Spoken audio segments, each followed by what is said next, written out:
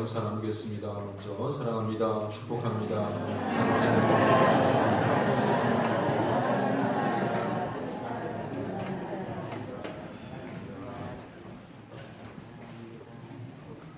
새벽에 내리는 비로 인하여서 또 이렇게 꽃이 지지 않을까 생각하는데 아직은 남아있는 것 같습니다. 봄꽃의 마지막 향연을 오늘 또 부활절을 맞이해서 함께 누릴 수 있기를 바랍니다. 미국에서 오스트리아로 가는 한 비행기에서 처음 이륙할 때부터 착륙할 때까지 계속해서 창밖만을 주시하며 깊은 시름에 빠진 채 가고 있는 한 여행자가 있었습니다. 비행기가 오스트리아의 이 산악지대를 지나갈 때는 그는 소리 없이 눈물까지 흘리고 있었습니다. 갑자기 계획된 이 여행, 어제 한 통의 국제 전화를 받고서 모든 강의와 또 약속 그리고 모든 강연을 다 취소하고 이 오스트리아행 비행기를 타게 된 것입니다. 평소 산을 타기 좋아하던 아들이 알프스 산맥의 이 한 산봉우리를 오르다가 실족해서 사고를 당했다는 슬픈 소식을 들었기 때문입니다. 밤새 믿을 수 없는 그 소식 때문에 한숨도 자지 못하고 아무것도 지금까지 먹지 못하였지만 피곤도 배고픔도 다 잊고 있었습니다. 그 건강하고 똑똑하던 아들을 생각하며 가슴이 미어지는 듯하였고 도무지 믿어지지 않는 그런 슬픔 때문에 흐르는 눈물을 주체할 수가 없었습니다. 아들의 시신을 거두기 위해서 가는 걸음, 아들이 죽은 장소를 찾아가는 아버지의 걸음에는 무거운 그림자만, 슬픔의 그림자가 드리워졌고 아무런 희망도 없이 그저 찢어지는 가슴을 안고 가고 있는 그 길이었습니다. 이 사람은 명문 예일대학에서 신학과 철학을 가르치던 그런 세계적인 명성을 가진 학자였지만 지금 이 순간 아들의 죽음을 설명해주는 어떤 철학적인 논리도 와닿지 않고 또 위로하지도 못하였습니다. 사랑하는 아들을 잃어버린 슬픔을 그 무엇으로도 위로받을 수가 없었던 것이죠. 그저 그냥 가슴이 찢어질 듯한 그런 아픔과 쓰라림, 깊은 절망감에 짓눌려 실로 무거운 발걸음을 옮기고 있었습니다. 불과 25밖에 되지 않은 사랑하는 아들이 죽었기 때문입니다. 시신의 모습을 보고자 또 떠나갔던 한 여인이 있습니다. 이 여인은 바로 막달라 마리아로서 예수님께서 십자가에 운명하신 후에 깊은 슬픔에 빠져 있었습니다. 사랑하는 주님이 그토록 처참하게 또 비참하게 돌아가신 것을 생각하면 이 여인도 가슴이 너무 아파서 잠을 잘 수도 없었고 음식을 먹을 수가 없었습니다. 안식일에는 이 시신이나 혹은 무덤이나 부정한 것을 만질 수 없다는 그런 유대인들의 규정이 있기 때문에 그 규정을 어길 수가 없어서 안식일이 지나가기만을 기다리고 있었습니다. 그래서 안식일 한식 후 첫날 새벽 아직도 어둑어둑한 그 시간에 마리아는 준비해둔 향품을 들고 예수님의 무덤에 가보기로 하였습니다. 무덤을 찾아가는 막달라 마리아의 마음속에는 아무런 소망이 없었습니다. 그저 비참하게 돌아가신 주님께 내가 정성으로 준비해둔 이 향유라도 한 번 더 발라드리고 싶은 그 한 가지 마음뿐이었습니다. 너무나도 사랑했던 또 좋아했던 주님이었기 때문에 아무도 사람들이 잊지 않은 무서운 공동묘지를 향하는 길이었지만 이런 새벽 주님의 무덤을 찾아 나서는 여인의 모습은 이 참으로 용기 있고 아름다운 신앙의 모습임에는 틀림이 없습니다. 새벽의 그 두려움도 혹은 로마 군인들이 어떻게 대할까에 대한 그런 두려움도 주님에 대한 사랑을 막을 수가 없었던 것이죠. 한 번이라도 더 사랑하는 주님을 뵙고 싶었습니다. 그러나 이 막달라 마리아가 보고자 했던 것은 예수님의 시신이었지 살아계신 예수님을 다시 만나 뵙는다는 것은 이 마리아에게 있어서는 꿈도 꾸지 못할 기대하지 않았던 그런 일이었던 것입니다. 왜냐하면 이미 사흘 전 십자가에 달려 비참하게 죽어가는 예수님의 모습을 처음부터 끝까지 그는 다 바라보았기 때문이고 또 예수님의 시신을 아무런 저항 없이 시신으로 들려가는 무덤 속으로 옮겨지는 그 예수님의 모습을 보았기 때문입니다. 이 여인의 마음속에는 예수님의 그 시신이라도 한 번 더 뵙고 싶었던 애틋한 마음을 가지고 이른 새벽에 집을 나서게 되었던 것입니다. 사실 오늘이 또 마지막 기회이기도 합니다. 왜냐하면 흔히 유대인들은 사람이 죽으면 시신이 부패하기 전에 한 3일 동안 혼이 남아있다고 이렇게 생각을 합니다. 사흘까지. 그래서 이 3일이 될 때까지는 향유를 바르고 또 이렇게 얼굴을 마주하는 그런 일들도 있었던 것이죠. 오늘이 바로 그 마지막 날이었습니다. 얼마 전에도 말씀을 나눴지만 나사로라는 사람이 죽었을 때는 예수님께서 나흘째 가지 않았습니까? 3일이 지나고 나흘째가 되면 아무 소망이 없고 부패되고 아무런 희망이 없다는 것을 전제하고 있는 그런 유대인들의 관습이었습니다. 그러나 하나님께서는 이런 아름다운 신앙의 사람들을 위해서 이미 엄청난 일을 이루어 놓으셨습니다. 십자가에서 인류의 죄를 담당하신 독생자 예수 그리스도께서 죽음의 권세를 이기시고 부활하신 것입니다. 주님을 향한 간절한 사랑을 가지고 나온 이 여인이 최초로 그 부활의 소식을 듣게 되었고 부활하신 주님을 가장 먼저 만나게 되는 놀라운 축복을 받게 하셨습니다. 이른 새벽 무덤을 찾았던 이 여인들의 모습은 아름다운 신앙의 모습이었습니다. 아무도 관심을 두지 않는, 아무도 일어나지 않는 새벽에 그들은 주님의 무덤을 찾아가는 신앙적인 그런 열심이 있었습니다. 그들은 귀한 향유를 준비해서 예수님께 드리고 싶어 하였습니다. 아름다운 헌신의 신앙이라고 볼 수가 있습니다. 혹은 예수님을 찾아가는 이 일로 말미암아 그들이 불이익을 당할 수도 있는 상황이었습니다. 사회 지도층들, 유대인들이 다 그것을 금하는 일이었기 때문입니다. 그럼에도 불구하고 나아갔던 것은 죽으면 죽으리라는 순교자적인 신앙이 있었기 때문입니다. 그런데 결정적으로 그들에게 한 가지 더 필요한 것이 있었는데 그것은 바로 한마디로 말씀드리자면 부활신앙이 필요하였습니다. 열심도 있었고 정성도 있었고 사랑도 있었지만 그들은 사실 주님의 부활하심을 믿고 무덤을 찾아간 것도 아니고 또 부활하신 주님, 살아계신 주님을 만나기 위해서 갔던 걸음은 더더욱 아니었다는 것입니다. 부활에 대해서 주님으로부터 무수히 가르침을 받았지만 아직 그 부활이 뭔지, 다시 살아난다는 의미가 무엇인지 그 신앙이 마음속에 자리 잡지 못하였고 또 온전히 믿지 못한 그런 상황이라는 것을 보게 됩니다. 여러분, 제가 부활신앙이라고 말씀을 드렸는데 이 부활신앙은 무엇입니까? 어떤 게 부활신앙입니까? 뭐가 부활신앙이겠어요? 한마디로 말해서 주님께서 이 죽음의 권세를 이기시고 다시 사셨음을 믿는 그런 신앙입니다. 이미 주님께서 무덤 속에서 나오시고 살아나지 않았습니까? 이 부활신앙은 과거와 현재와 미래를 포함하는 좀 포괄적인 의미를 가지고 있는데 이미 무덤 속에서 살아나신 예수님, 그것은 과거의 사건입니다. 그 과거의 사건, 주님께서 행하신 그 사건을 믿는 것이 바로 부활신앙입니다. 또한 여기에 덧붙여서 주님께서 오늘 이 시간 살아계셔서 주의 백성들과 함께 하신다는 것을 믿는 신앙, 이것은 바로 현재의 사건을 의미하는 것인데 현재 살아계셔서 나와 함께 하시는 주님을 믿는 것, 이것이 곧 부활신앙인 줄로 분명히 믿습니다. 또 한 가지 더 있다면 고린도전서 15장에서 보여주는 대로 주님께서 부활하심과 같이 우리도 주 안에서 죽는 자들이 다시 부활하게 될 것을, 하나님께서 부르실 그날 다시 부활하게 될 것을 믿는 신앙, 영원한 생명을 얻고 영원한 삶을 얻고 영원히 살아가게 되는 것, 그것을 믿는 것, 아직 이루어지지 않았지만 미래의 사건을 믿는 것, 그것이 곧 부활신앙이라는 말씀입니다. 과거에 주님께서 행하신 일, 오늘 살아계신 주님을 믿는 일, 그리고 나도 부활하게 될 것을 믿는 것, 이것이 곧 부활신앙인 줄로 분명히 믿습니다.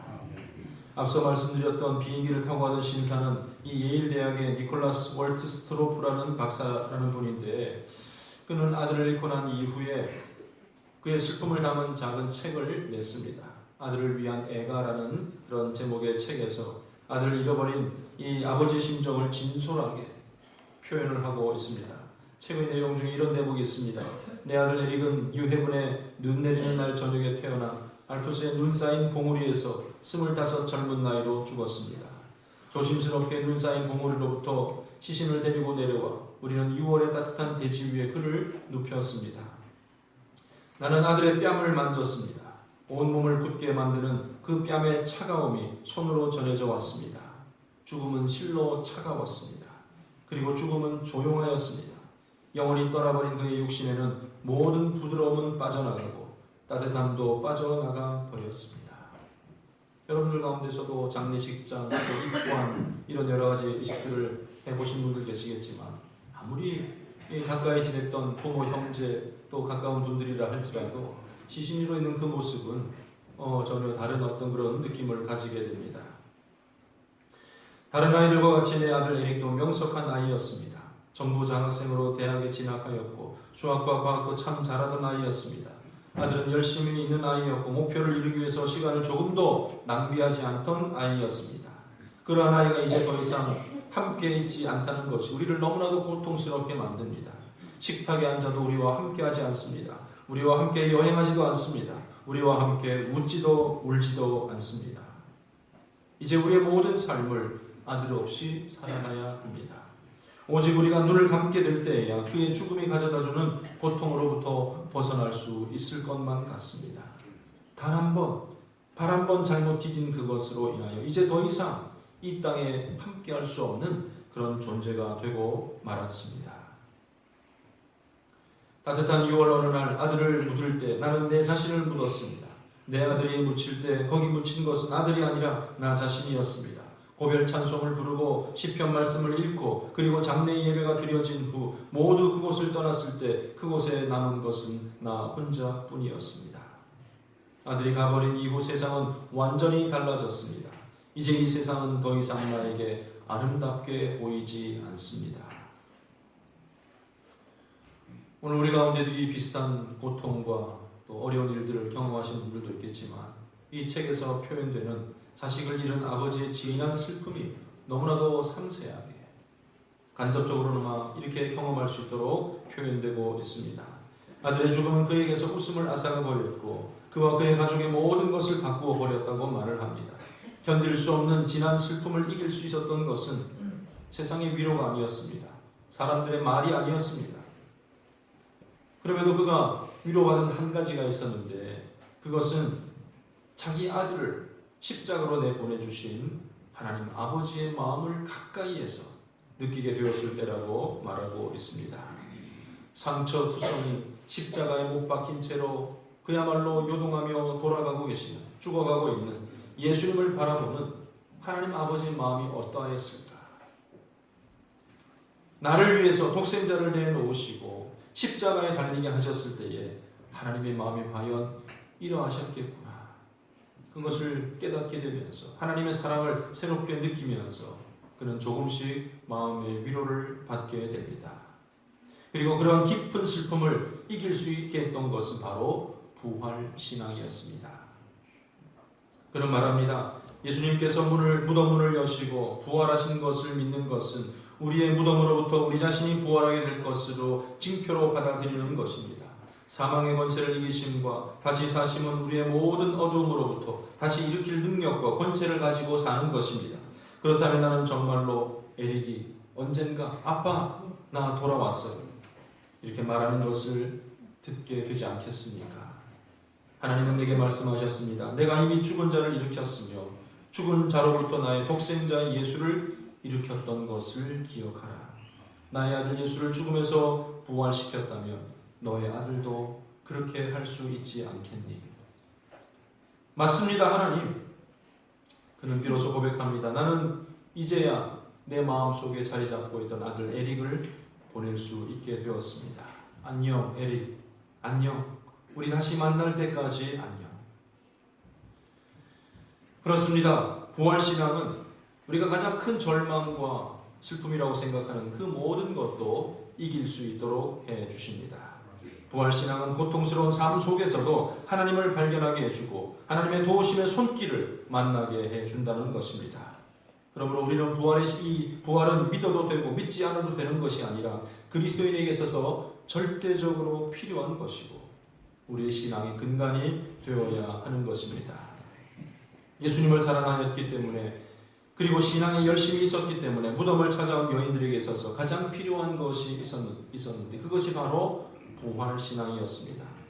십자가는 우리에게 구원의 감격과 하나님의 사랑에 대한 감격을 가져다 줍니다. 그러나 주님의 부활이 생략된다면, 그것이 없다면 그 구원은 완성된 것이 아닙니다. 부활은 바로 복음의 절정이라고 말할 수가 있습니다. 복음의 핵심이라고 말할 수가 있을 것입니다. 왜냐하면 주님께서 다시 살아나심으로 죽음의 권세, 사단의 권세를 깨뜨리고 온전한 승리를 취하셨기 때문입니다. 주님의 승리를 믿는 사람, 죽어도 사는 부활신앙을 가진 사람은 오늘도 우리 삶의 현장에서도 승리의 삶을 살아가게 될 줄로 분명히 믿습니다. 그래서 주님은 부활의 아침, 제일 먼저 부활의 현장을 찾아온 그들에게 이 부활신앙 심어주기 위하여서 천사를 예비해 두셨습니다. 여인들이 무덤에 가까이 왔을 때에 지진이 일어나고 흰옷을 입은 천사들이 하늘로부터 내려오고 무덤을 막고 있던 돌이 굴러가는 장면을 보게 됩니다. 찾아온 그들에게 천사들이 했던 첫마디는 이것이었습니다. 그는 여기 계시지 않느니라. 이것이 부활절 메시지의 가장 핵심적인 내용이기도 합니다. 그는 무덤에 계시지 않습니다. 그는 무덤에 계시지 않고 말씀하는 대로, 말씀하신 대로 다시 살아나셨느니라. 주님을 사랑하여서 그 흔적이라도 만져볼까 해서 무덤을 찾아왔지만 그들은 주님을 만날 수가 없었습니다. 주님께 향유를 부어드리기 위해서 무덤을 찾아왔지만 그들은 그곳에서 주님을 만날 수가 없었습니다. 두려움도 떨쳐버리고 가슴을 졸이면서 공동묘지를 찾아왔지만 그곳에서 주님을 만날 수가 없었습니다. 왜냐하면 주님은 무덤 속에 계시지 않았기 때문입니다. 그분은 다시 살아나신 부활의 주님이시기에 죽은 자들 가운데서 더 이상 예수님을 찾을 수가 없습니다. 천사들은 그들의 부활신앙을 일깨워주기 위해서 예수님이 계시지 않은 빈 무덤을 확인하게 합니다. 이곳은 성지가 아니야. 이곳은 예수님의 거처가 아니야. 그런데 이 땅에 있는 모든 종교들은 그들의 어떤 이 교주들, 신성시하는 사람들의 묘가 존재하고 있습니다. 특별히 그들은 교주들의 묘를 아주 화려하게 장식을 합니다. 그러나 기독교는 무덤을 자랑하지 않습니다. 미이라로 만든 시신을 자랑하지 않습니다. 기독교는 부활의 종교요, 생명의 종교이기 때문입니다. 죽음의 종교가 아닙니다. 죽음은 끝을 의미합니다. 죽음에는 희망이 있을 수가 없습니다. 아무리 아름답게 장식한다 할지라도, 아무리 완벽하게 꾸민다 할지라도 무덤에는 희망이 없는 것입니다. 중국 공산주의 원조인 모택동을 중국 사람들은 미라로 만들어서 보관을 하고 있습니다. 구소련인들은 레닌과 스탈린을 미라로 만들어서 보관하고 있습니다. 가까이 있는 북한 사람들도 이 김일성의 시신을 영구 보존할 수 있도록 만들지 않았습니까? 수백 년이 지나도 썩지 아니한 미라로 만들었다 할지라도 시신은 시신일 뿐입니다. 거기에는 생명이 없습니다. 거기에는 소망이 없습니다. 거기에는 영원한 삶이 있을 수 없고 영생이 있을 수가 없습니다. 그러나 우리 주님께서는 부활하심으로, 다시 살아나심으로 우리에게 영원한 소망을 심어주신 줄로 분명히 믿습니다. 사람들은 믿기 어려워합니다. 그러나 주님께서는 부활하시기 전에도 그랬고 부활하신 후에도 계속해서 주님이 부활하셨음을 가르쳐 주셨고 나타내 주셨습니다. 또한 부활한 주님을 만난 사람들에게 그 부활의 소식을, 복음이라는 게 바로 그거 아니에요. 주님께서 죽으시고 부활하신 그 소식을 전하게 하셨습니다. 그러나 여인들이 천사들을 통해서 부활의 소식을 처음 들었을 때에 그 여인들은 무서워서 떨었습니다. 그 사실을 믿지 못하였습니다. 이 여인들의 이야기는 사복음서에 전체 다 기록이 되어져 있는데 이 요한복음의 기록에 의하면 마리아는 부활한 게 아니라 누가 주님의 시신을 훔쳐가지 않았을까, 도둑질해 가지 않았을 것이다, 그렇게 알고 울었다고 되어 있습니다.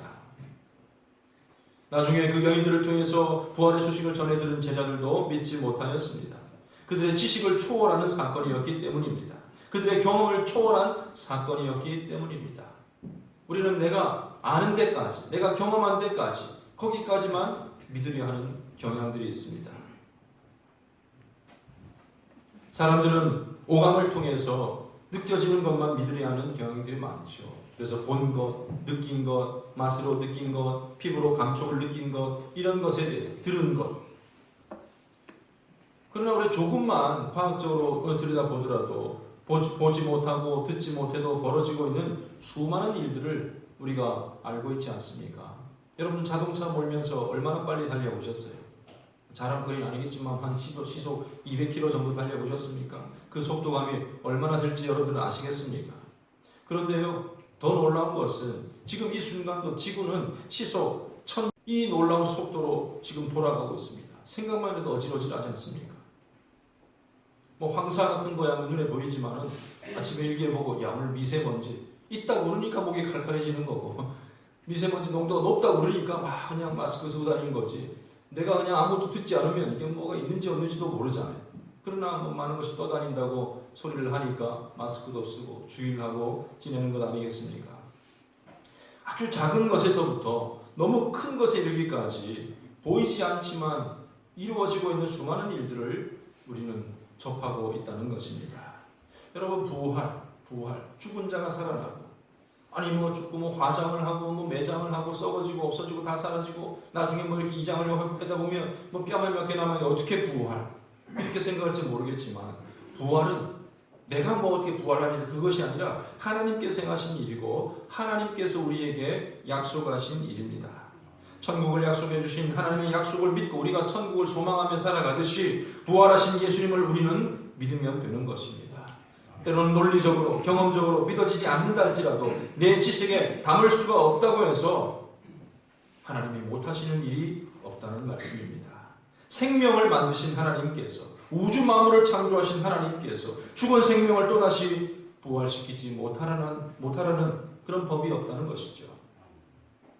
주님께서는 천사들을 통해서 부활의 소식을 먼저 들려주셨습니다. 그리고 빈 무덤을 보여주셨습니다. 희여인들은 온전히 부활신앙을 가진 것은 아니었지만 적어도 주님의 부활을 어렴풋이나마 확신을 하게 됩니다.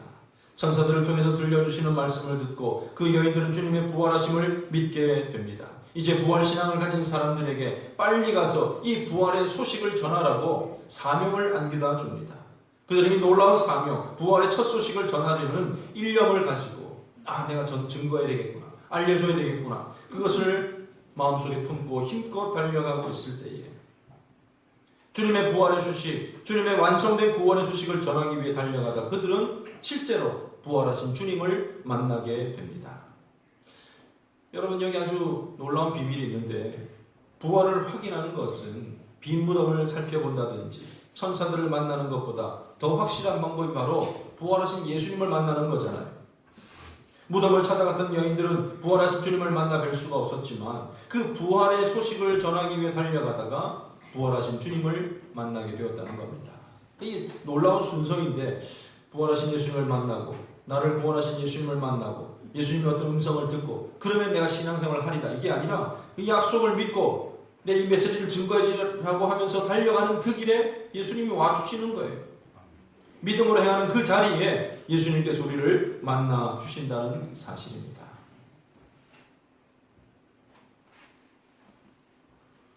그들에게 맡겨준 사명을 감당하기 위해서 달려가고 있을 때에 거기에서 그들은 살아계신 주님을 만나게 됩니다. 여러분 부활은 실험실에서 증명되지 않습니다. 부활은 논리를 통해서 이렇게 저렇게 설명한다 할지라도 잘 설명할 수가 없습니다. 그러나 말씀이 그렇게 말씀하시니 하나님께서 그렇게 말씀하시니 그대로 믿고 주님께서 내게 맡겨주신 사명을 감당하기 달려가는 바로 그 자리, 주님께서 원하시는 일을 위해 시간을 들이고 물질을 들이고 몸을 들이고 땀을 흘리는 바로 그 거기에서 우리는 살아계신 예수님, 살아계신 부활하신 예수님을 날마다 만나게 될 줄로 분명히 믿습니다. 이 여인들이 달려가는 그곳에서 주님이 함께 달려가고 계셨으며 임마누엘로 임하여 주셨습니다. 예수님께서 말씀하셨습니다. 마태복음 28장에 보면 많은 제자들에게 이 말씀을 주시면서 여러 가지 사명을 주시면서 너희가 그 사명을 잘 감당하고 있을 때에 볼지어다 내가 세상 끝날까지 항상 너희와 함께 있으리라. 주님께서 맡겨주신 복음의 명령을 들고 달려가는 그곳에 주님은 임마누엘 해주시겠다는 약속의 말씀입니다. 부활하신 주님을 만나고 싶습니까? 살아계신 주님과 함께하길 원하십니까? 맡겨진 사명 앞에 힘써 달려나가는 믿음의 사람들 다 되시기를 바랍니다. 부활신앙은 이론이 아닙니다. 부활신앙은 그 복된 소식을 전하기 위해 달려가는 것이며 땀을 흘리는 것이며 영원히 살게 된 부활의 소망을 가지고 한 점과도 같은 인생을 살아가면서도 그 나라를 위해 애쓰는 것입니다. 그리고 주님이 지명하신 그 일과 그 장소를 향해 달려나가는 것입니다. 놀라운 것은 달려가는 그곳에 주님은 여전히 우리를 맞이해 주시고 늘 우리를 만나 주실 줄로 분명히 믿습니다. 사랑하는 성도 여러분, 오늘 부활절 주님께서 부활하셨습니다. 아, 그렇구나. 뭐 이렇게 기념일로 지나가는 것이 아니라 우리 마음 가운데 확실한 부활신앙을 가지시기를 바랍니다. 주님을 위해서 섬기는 삶 달려가시다가 바로 그 자리에서 살아계신 주님을 만날 수 있는 저와 여러분 모두가 다 되어야 할 것입니다. 결코 흔들리지 않는 그 부활신앙으로 부활하신 주님을 날마다 선포하며 살아가는 우리 모든 믿음의 사람들 다 되시기를 주님의 이름으로 간절히 축원합니다. 기도하겠습니다. 하나님 아버지, 은혜를 감사드립니다. 주님, 인간의 몸을 입으시고 이 땅에 오시고 고난과 고통을 겪으시며 십자가의 모진 고난을 통해서 그 생명을 우리에게 허락하여 주셨습니다. 모든 죄를 대속하여 주셨습니다. 그리고 그 어느 누구도 기대하지 못하였지만 3일 만에 부활하시고 부활의 첫 열매 되어 주신 줄로 분명히 믿습니다. 예수를 믿는 우리 모두에게도 이와 같은 부활을 경험케 해주겠다고 약속하셨습니다. 아버지 하나님, 우리가 남은 생애를 살아가면서 이 귀한 부활신앙 가지고 살아갈 수 있도록 주님 도와 주시옵소서. 우리가 살아도 주를 위해 살고 죽어도 주를 위해 죽는 귀한 삶이 되게 하여 주시고 주와 함께 영생을 누리는 복된 주의 자녀들 다 되게 하여 주시옵소서. 감사드리며 예수님의 이름으로 기도드립니다.